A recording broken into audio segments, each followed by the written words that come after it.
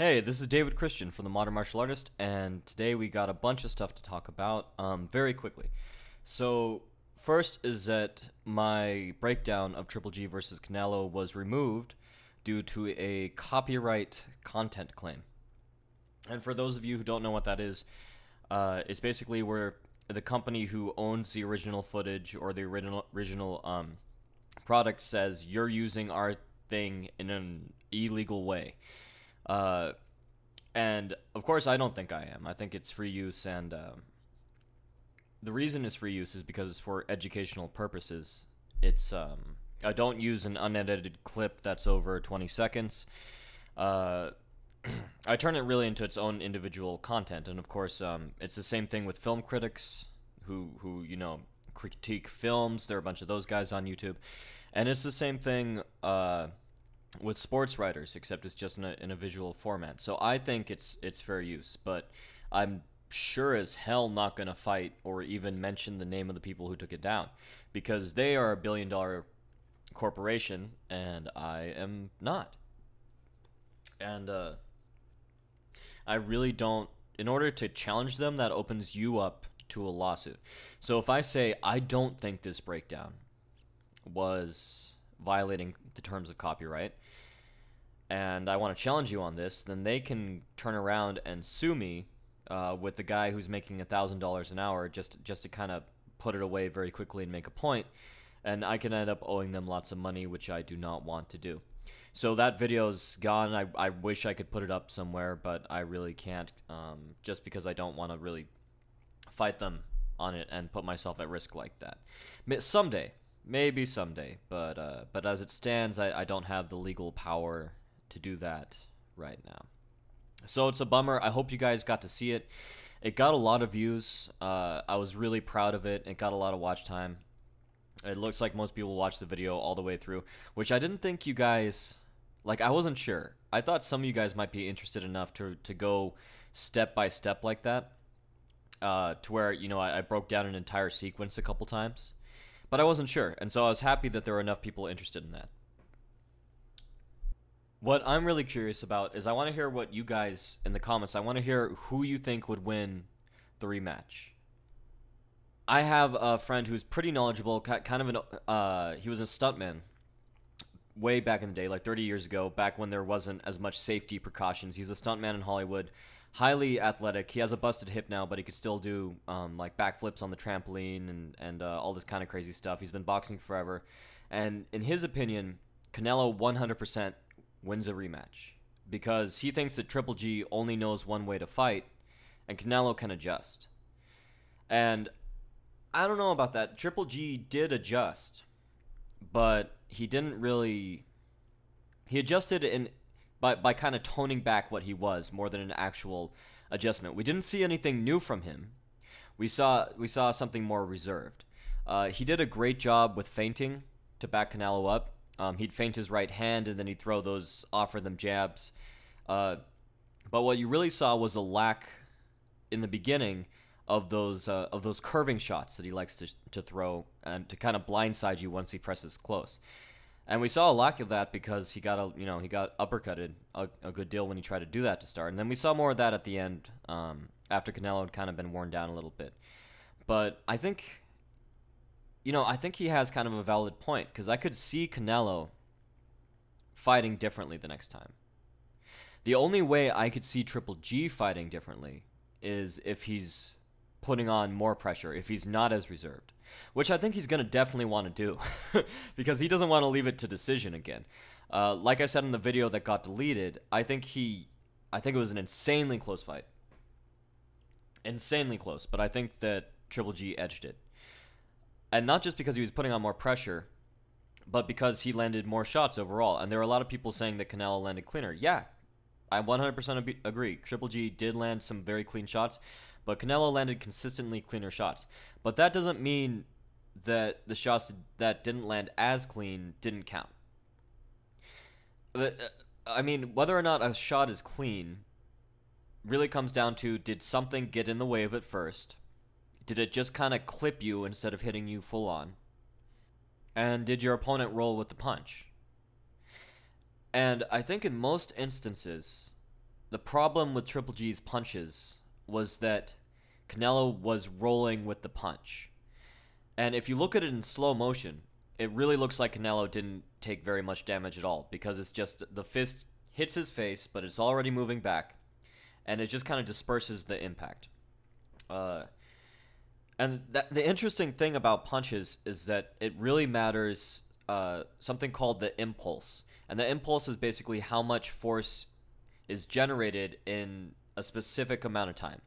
So if there's more force in less time, then that's way worse for your brain.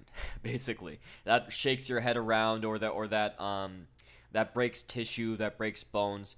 You know, you want a very high short spike of an impulse. Something like for a punch, anyways, for a knockout punch. Something like a push kick is going to have a longer impulse, because you're transferring more of your body weight over a longer period of time, and you're trying to knock your opponent back to intimidate them for whatever reason. But what you can do to lengthen the impulse is to roll with the punches, which Canelo is awesome at. And as soon as the punch connects, he's already moving back, and then he'll kind of accelerate it, and that kind of split second reflex is absolutely insane. You know, very few fighters have it. Very few fighters. A lot of fighters can roll with the punches, but to just feel that little bit of a touch on your face, and then your head just snaps back and it pulled back. I could think of 3 or 4, Muhammad Ali being one of them, to where they just feel anything and their head immediately goes boom, and then it follows the trajectory of the punch. You saw Mayweather do that a lot when he fought Conor McGregor. He'd get hit, but he'd roll with it so well, it's like the punch barely had any impact at all. But once again, that's in slow motion that you're seeing that. So if it looks like it's hitting at regular speed, and it looks like it's not having that much of an impact in slow motion, you have to kind of realize that it's still a punch and it's still going to hurt, and they did take that first moment of impact. Even though they dispelled a lot of it by lengthening the time of the impact, by lengthening how long it took for the force to kind of disperse, it still will hurt. It still hurts, you know, and it still counts as a punch. It's just not as clean a punch. So Canelo did definitely land better punches the entire night, but that doesn't dispel the fact that Triple G did land the punches that he landed. It definitely means that that they didn't have the impact they normally do. A lot of people were asking, well, where is Triple G's power? Well, Canelo took it by rolling with the punch. But anyways, I didn't mean to go off on that whole tangent. Rematch, I think the only adjustment Triple G's going to make, he could make a couple others, actually. I could think of a couple. But I think the main one is he's going to put on more pressure more quickly. That's what it's going to be. I see a lot more head movement and a lot more pressure. And I think he's going to go for it. Just head on, just charge, come in charging. Canelo, I could see, I don't even know right now. I'd need to sit down and seriously think about it. I need to rewatch the fight a couple times and see what he could be looking at as potential weaknesses. But I could see him being able to adjust, because he's able to fight both going forward, and he's able to fight countering, going backwards. So yeah, he is a more versatile fighter in regards that he could do both. I'll definitely give him that. Yeah, I could definitely see him winning a rematch. But I could see Triple G taking some heavy shots, since he's not so afraid of Canelo's power anymore. Because he took some heavy shots mid-round, in the middle rounds too, when Canelo still had a good deal of power. And I think Canelo still had a good deal of power in the later rounds too. So I don't know if Triple G is going to be as intimidated anymore. But we'll see. We'll see. So, okay, so the next thing I want to talk about is I have a release date for the book. For those of you that don't know, I'm writing a book called Power of the Pros, and it's about how the world's best boxers, MMA fighters, kickboxers put power into their moves. And I wrote this book because although there's a ton of stuff for how to generate power in like swinging a baseball bat or throwing a pitch, or golf. There's a bunch of books on how to generate power on that one, and I've seen very few books on how to use the principles of physics and biomechanics to put power into your strikes. So I wanted to write a book on that, but I wanted to do it in a simplified, practical way. Because of those books, it seems like the author's just trying to impress you with math equations. And they'll explain it through these mathematical equations, but they won't really explain what that means to you as someone who's a martial artist. So, I mean, everyone knows the basics, like, weight times speed. Okay, great. How do I increase the speed? How do I put more weight into the punch? They don't bother to tell you that. They just write out the entire equation. And like a 10 million different terms that really only matter in the world of physics and really equate to the same thing. So what I wanted to do was write a book that gave you techniques that you could specifically implement for whatever style you have, and know 100% that if I do this at this time and I do it correctly, it will generate more power. And here are the upsides to this, and here are the downsides. And that's what I wanted to do. And then after I've explained that, I've wanted to show you how some of the best fighters in the world did this in their own specific way, because to me that's a big part of the art in martial arts, is not only how to set up your techniques and what kind of techniques you throw and what kind of fighter you are, but the individual strikes themselves. How do you generate power in them? How do you move? The art of human movement, and it's astounding how many different ways that these fighters have found to use the principles to put power into these strikes. And of course, a great deal of them just do it instinctually. It's just how they happen to naturally do this. They just practiced enough, and they had a natural inclination, and this is just how their body moved, and this is just how they timed their strike, and this is just what they felt was right. And of course, you have different fighters doing different things. Joe Louis was different. Jack Dempsey was different. They spent a lot of time in their books breaking down into minute details why they punched the way they punched. But some fighters just completely just hit bags and people until they found what worked. But all of them are worth examining. So the release date, excuse me, the release date, I have a cold. The release date is for tentatively the 1st. So in this upcoming month, October. So it will be the 1st of October. I'm going to release the text version of the book. I'm also going to have a lot of companion videos out for it, and you can kind of reference it. You're going to get a password, I think is how I'm going to do it, a password to a page on my website, and you can see all the companion videos there. But the text of the book will be available on the 1st for the people who pre-ordered it on half off. I'll leave a link below. You guys can still pre-order for half off until the 1st.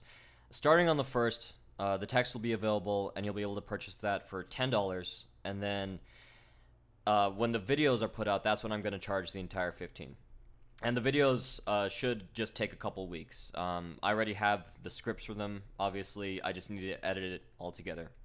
But yeah, I've been editing the final, the rough draft of my book for a while on power generation. I kept thinking of more things to add. And as I kept thinking of more things to add, my goal is not to have, just like my breakdowns, my goal is not to have as many words as possible. My goal is not to fill out this book. I want the book to be long enough to contain enough information to where you guys feel like, wow, this was a bargain. I got so much information and so many examples for my money. I feel like that this is something that's very valuable. But at the same time, I don't want you guys reading getting bored. Because losing interest and needing to kind of trudge your way through things, which is the same reason why I didn't put any mathematical equations in the book or anything like that and try to act all pompous and or whatever the heck. If you want to get into that, a book that I constantly referenced is called Biomechanics in Sports. It has all the mathematical equations. It explains things very clearly. Unfortunately, I think it has a sentence on boxing. So I wanted to create a book that was, had all that information, but condensed down to where you didn't need to get a degree in physics to understand it, and then be able to apply it into your strikes. So yeah, that's it. It's on the first. Link is below if you want to still buy it now for half off, or buy it on the first for only $10. And another thing is that I'd love your feedback on it. If you do buy it or you've already bought it, I would absolutely love to hear if anything was unclear, if you'd like more information in another place, any of that stuff. I'd be very grateful if you emailed me back a response to it. All right, so I kind of want to finish the podcast talking about something that's really kind of been ticking me off lately. And there's been a name developed for it now, for martial arts schools that just kind of set up among a certain path, and their whole goal, like cookie cutter martial arts schools, their whole goal is to get as much money from you as possible. They cater a lot to kids, which there's nothing wrong with it. I think that's fantastic. But the ones that do this cater a lot to kids, and a term has arisen for them, which I think is very apt, which is called McDojos. This is a cookie cutter martial arts school meant to drain as much money from you as possible. And that's not even my big problem with them. My big problem is that they give people an unrealistic perspective on martial arts, and then they make people feel that they're getting value when they're really not. So let me start with the first biggest problem, and this is a problem I feel pertains mainly to putting kids in. If you like, I started when I was 6 at a martial arts school, and while it had certain elements of a McDojo, it still allowed sparring at a very young age, punches to the head, but point sparring, all heavily padded, all heavily supervised, and that's a great introduction for a kid, I feel, because if anything, it teaches you to get used to moving in and out. It gets you used to setting up strikes, even though you can't follow up with a combination, which was actually, as I turned into a teenager, kind of hard for me, and I still sometimes tend to just do, strike and then get in and out, rather than follow up enough, unfortunately. But I've gotten much better at it as I've gotten older and have gotten more serious and practiced more and more at it. But it's a great introduction for kids. It's just heavily supervised, padded point sparring with punches to the head. And in other ways, it did teach a lot of unrealistic principles, unrealistic technique, that kind of thing. But my biggest problem with these McDojos is that they claim they're teaching children respect, responsibility, and focus. And maybe they used to, but from what I've seen, they no longer do. And let me explain why.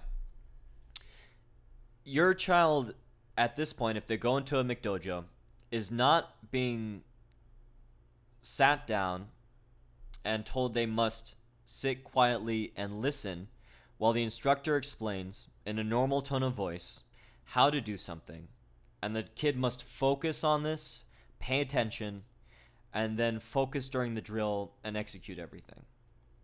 That would be fantastic. That's how it used to be done. Now, if you are a martial arts instructor, you're pretty much being forced by the owners of the McDojos to be turned into a cartoon character. In other words, it is your job to get the child to pay attention to you through entertainment value. And that's okay to a certain point. Kids are never going to have the focus of adults, especially the little kids. It's okay to talk in a sing-songy, voice to the little kids. It's okay to make jokes. It's okay to do all that stuff. That's not what I'm talking about. But it's not okay to need to scream at the top of your lungs, jump around like you're a Looney Tune, and then beg and plead with the child. And I've seen this happen. And fortunately, I've never been asked to do this myself. But I've seen it happen to where, because I did this when I was younger. I taught at the school that I grew up in, and then I taught it at a couple other schools too in different styles. And I teach kids as well as adults. And man, it's like some of these schools, the instructors being paid not to competently teach martial arts. They're being paid to be a Looney Tune, and that's the preferred method to get the child's attention. And really, what should be happening is that the kid should be learning the crucial skill of focusing and what it means to respect people by keeping your eyes on them and listening to them. And I don't see that happening anymore. And this is a big problem with the drills they set up too, because if they had the child focus and listen and pay attention to the technique, then perform that like a line drill, go up to a bag, hit the bag, then they'd probably have a better idea how to do that. But as it is, it's like they want to do it as quickly as humanly possible. So it's like the instructor will line up the kids and then hold the pads, and the goal isn't for the kid to even hit as hard as they can or to do the technique as well as they can, regardless of the effectiveness of the technique. But they're not even paying attention to the traditional method of doing it, or correcting the kids at all. It's just the kid does a hammer fist, just bam, runs to the end of the line, does like goes through a little maze like an obstacle course thing, and then comes back and then bam, and then does it again. And there's very little teaching being done. It's really just like a summer camp. It's like you're taking your kid to a fun zone kind of a thing. I encountered this recently. I teach gymnastics too, and there was a martial arts school that wanted me to start a gymnastics program for them. And it didn't end up working out because we couldn't come to, they changed the terms of the agreement. I would have asked for a percentage of the program, but I said, well, how about I just can do private lessons, charge what I want to do, and bring them where I want to bring them. And then I went there a couple weeks to see, kind of gauge how many times, how many kids were interested. They got a bunch of kids that were about to sign up for the program. I was stoked, and then they changed the term of the agreements and said only they could schedule private lessons only at their place, and they wanted 50% of the profit. And I'm like, that's not worth my time. You just cut what I could have potentially made to like a 10th or a 15th. But that was a problem I noticed with their school.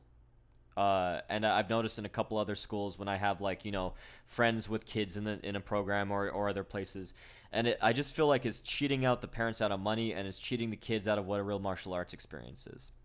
Now to rant about the actual, not even the techniques. I'm a big believer that almost any technique can work if it's halfway competent. You could at least modify it to work. But how these schools train these techniques leave people just woefully unprepared for a fight, and if they ever get into a fight, they're just gonna be shocked, massively shocked. I remember my first fight ever, because I was dumb as a kid and I was dumb as a young adult, and I got into a lot of fights. But my first fight really taught me the most because I was in middle school, and I was attacked by this kid in a bathroom. I think because he'd lost a game or something. I can't remember. But I went to do a very good front kick with extremely excellent form, and I lifted my knee and paused it there for a second to really, I guess, charge the power. I don't know what I was thinking. And then I went to kick him with my, ball of my foot pointed, and I don't remember if I ki'd or not. I don't even know. But the kid I was fighting just grabbed my leg and then threw me into a wall. And then we got into a scuffle. Somehow my shirt came off, and I managed to throw him down onto the ground, which won me the fight because I think he hit kind of hard, and it was like a bathroom tiled floor, which I don't think. I'd wrestled with my friends a lot or whatever, play fighting or whatever the heck, growing up a lot as a kid, because my friends and I just like to beat up each other for some reason. But, I don't think I'd ever been taught that technique. I was lucky at the school I grew up. We learned basic Brazilian jiu-jitsu, believe it or not. It was a Kempo blend school. So while it did have some questionable techniques, we also learned how to get someone off top of us and the different guards, like half guard, mount, all that kind of thing. And we were competent in that way. But as far as I can recall, I'd only learned like a standing arm bar and hadn't really learned any throws that I can remember. So that was something I didn't even learn that won me the that won me the fight, and that was probably just through sheer luck. I don't know, but so. The technique that's being utilized, the way it's taught is far worse, because front snap kicks can be fine, especially if they're to the groin, honestly. But front snap kicks can be highly effective, can be, but they require a certain amount of training in a realistic environment. They can be used. It's been proven they can be used in the UFC. They can wind people really well. Uh, in a real fight where you don't have all that space a lot of the time, or you don't have all that room, there are things in the way, the guy could have friends. Putting yourself off balance is never really a good idea. So throwing a kick above waist level is kind of questionable, but it could still be done. I could still see it being done. But there's even footage on YouTube of a cop using a chop to the neck to take a guy down. Anything can be done if it's trained correctly, but having the opponent just stand there while you sloppily wave your arms around, just like ha ha ha ha ha ha ha, with doing 50 different moves in 5 seconds, is not an effective way of training anyone.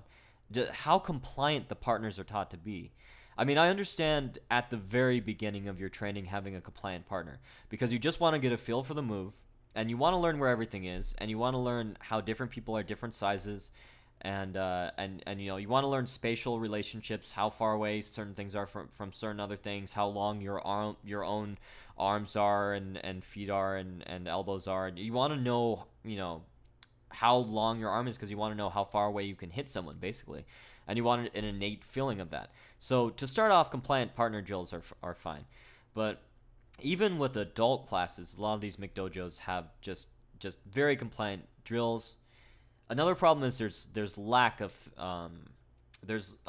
emphasis on fitness to the extreme, to where you have black belts who can't properly execute a front kick to the knee, even. And that's a major problem.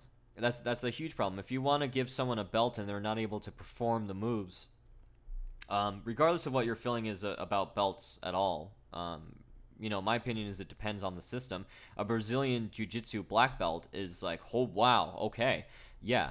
But a karate black belt, it depends on the style, but a number of the styles is highly dependent what school it's from. Some schools could be like, okay, that's legitimate. That is a karate black belt from this lineage, and that guy, requires a high amount of physical fitness. He requires that you really know what you're doing, that you spar all the time. And there could be a karate black belt who looks like a joke, just an absolute joke. Like no one taught this guy. Maybe he tried, but they gave him a false sense of security, which is the worst thing you could do to someone, is give them a false sense of security and accomplishment. And then they work hard for something, and then when it finally, if they ever get into a real scenario, it's like, well, damn, I spent $150 a month, or $250 a month for me and my kids to come to this place, and it was all bull, I can't say the second word of that sentence because my video may get demonetized. Actually, I don't think I'm even monetizing this one. Yeah, I won't monetize this one, but that's funny. I can't say the second half of that sentence on YouTube anymore. Give me a break. So yeah, that's pretty much all I wanted to go over that I had to say this week. Thank you for listening to me rant if you've made it this far. I will be announcing this again probably in the next video, but I've been considering deeply having another content creator for my channel. Someone who specializes in something. I consider myself far, far more competent with striking than I do with grappling. So someone who's like who could break down grappling situations much better than I could would be awesome. So that way, and I'd like it to be weekly, like one video a week, and I'll put out a video a week. Maybe someone who specializes in like fencing even, or the stuff that's just very, very like a minor portion of the population, but at the same time they're a specialist in it. Would be interesting. Like Taekwondo, Olympic Taekwondo, wrestling, judo, any kind of Brazilian Jiu-Jitsu like tournaments, and anyone who's interested in any of those specialty things and could do a great breakdown that they can make a breakdown, and I could see that for myself. And payment would either be a percentage of the ad revenue, or probably much more valuable, would be promoting your own product or website or Patreon, is what I would suggest, because that could make you a lot more potential money. But yeah, if you're interested, just send me a message through YouTube and or my email, which I have up on the About section. So yeah, that's it for this podcast. I hope you guys are having an awesome week, and hope to get that book out by the 1st. I'm 99.9% confident I will. So check it out. Left a link below. Send me any info. Send me a message and a link to some stuff you've done if you're interested in being a part of the channel. And happy training.